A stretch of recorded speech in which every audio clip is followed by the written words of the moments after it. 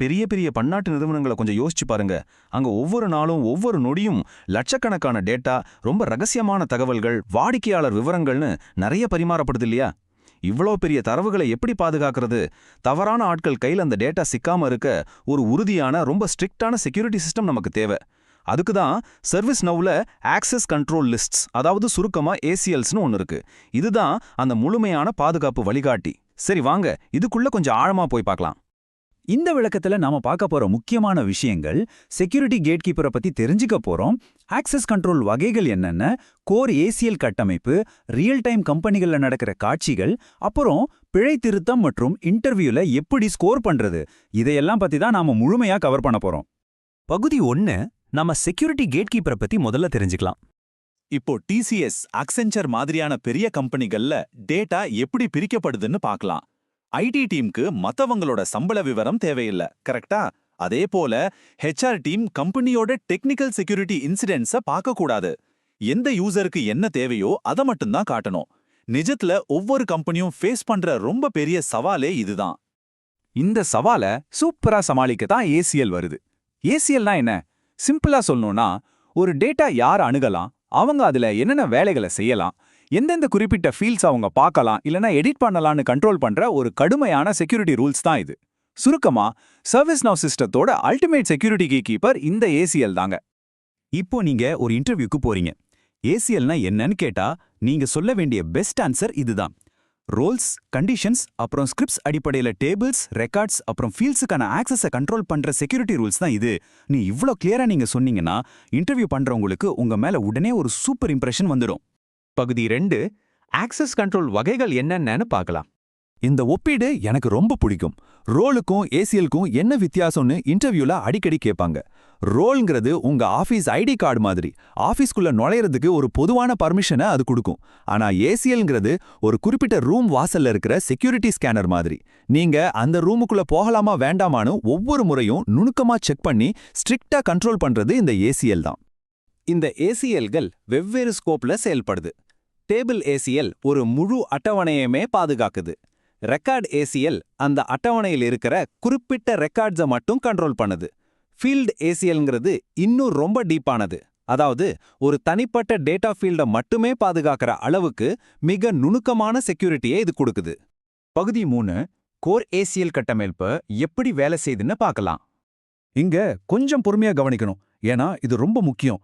System ஒரு ஆக்சஸை allow பண்றதுக்கு முன்னாடி இந்த 3 விஷயங்களையும் ரொம்ப ஸ்ட்ரிக்டா வரிசையா செக் பண்ணும். முதல்ல ரோல்ஸ், அடுத்த கண்டிஷன்ஸ், கடைசியா ஸ்கிரிப்ட்ஸ். இதுல ஏதாவது ஒன்னு ஃபெயில் ஆனா கூட ஆக்சஸ் உடனே டினை ஆயிடும். யாருக்கும் எந்த எக்ஸெப்ஷனுமே கிடையாது. இந்த விதிகள் எவ்வளவு துல்லியமா வேலை செய்துன்னு ஒரு உதாரணத்தோட பார்க்கலாம். incident.shortDescription.read அப்படிங்கிற சின்டாக்ஸை எடுத்துக்குவோம். இதுல இன்சிடென்ட்ங்கிறது டேபிள், ஷார்ட் டிஸ்கிரிப்ஷனுங்கிறது அதுல இருக்கிற குறிப்பிட்ட ஃபீல்டு, அப்புறம் ரீடுங்கிறது நாம செய்ய நினைக்கிற ஆக்ஷன். இது எவ்வளவு டார்கெட்டடா செயல்படுதுன்னு இதுல இருந்தே நமக்கு நல்லா புரியுது. பகுதி 4, ரியல் டைம்ல கம்பெனிகள்ல இது எப்படி நடக்குதுன்னு பார்க்கலாம். ஒரு சின்ன கதை சொல்றேன். ஒரு பெரிய கம்பெனில விஐபி கஸ்டமர்ஸோட இன்சிடென்ட்ஸ் வருதுன்னு வச்சுப்போம். அந்த விஐபி காலரோட பேரையோ விவரங்களையோ சாதாரண சப்போர்ட் யூசர்ஸ் பார்க்கக்கூடாது, மேஜர் இன்சிடென்ட் டீம் மட்டும்தான் பார்க்கணும். இது கம்பெனிகள்ல அன்றாடம் நடக்கிற ஒரு முக்கியமான ரியல் வேர்ல்ட் தேவை. இதை எப்படி செயல்படுத்துறாங்க? இன்சிடென்ட் டேபிள்ல இருக்கிற காலர் ஃபீல்டை டார்கெட் பண்றோம். அதை பார்க்கறத கண்ட்ரோல் பண்ண ஒரு ரீட் ஏசிஎல்ல உருவாக்குறோம். அந்த யூசர் மேஜர் இன்சிடென்ட் டீம்ல இருக்காரான்னு செக் பண்ண ஒரு ஸ்கிரிப்ட் லாஜிக்கை யூஸ் பண்றோம். ரிசல்ட் என்ன தெரியுமா? அந்த டீம்ல இல்லாத மத்த எல்லா யூசர்ஸுக்கும் அந்த ஃபீல்டு கம்ப்ளீட்டா ஹைட் ஆயிடும். இன்னொரு முக்கியமான இன்டர்வியூ கேள்வி, ஏசிஎல்ல ஸ்கிரிப்ட் எழுத முடியுமா? கண்டிப்பா முடியும். உதாரணமா, ஒரு எம்ப்ளாயி செல்ஃப் சர்வீஸ் போர்ட்டல்ல யூசர்ஸ் அவங்க உருவாக்குன டிக்கெட்ஸை மட்டும்தான் எடிட் பண்ணணும்.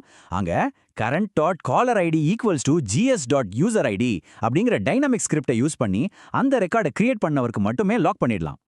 இந்த நிஜ உலக பேங்கிங் ப்ராஜெக்டை பாருங்க. பலவிதமான ஏசிஎல் ஆபரேஷன்ஸ் எப்படி ஒன்னா சேர்ந்து வேலை செய்யுதுன்னு பார்ப்போம். L1 சப்போர்ட் டீமால படிக்க மட்டும்தான் முடியும். L2 டீம் எடிட் பண்ணலாம், மேனேஜர்ஸ் அப்ரூவல் கொடுக்கலாம், அப்புறம் ஆடிட்டர்ஸ் ரீட் ஒன்லி ஆக்சஸ் வச்சுக்கலாம்.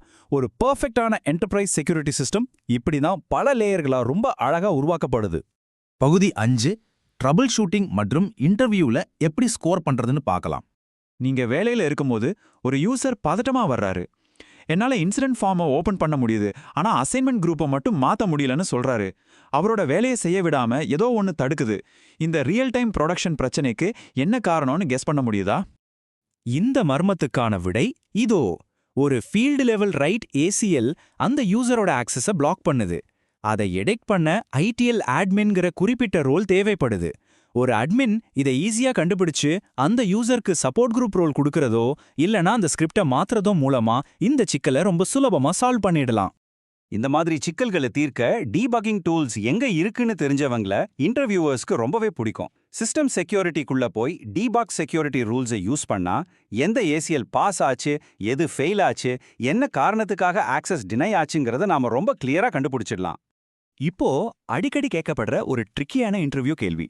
ஒரு யூசருக்கு ITIL ரோல் இருக்கு, ஆனாலும் ஒரு ரெக்கார்டை அவரால் பார்க்க முடியல. ஏன்? இதை எப்பவுமே மைண்ட்ல வச்சுக்கோங்க.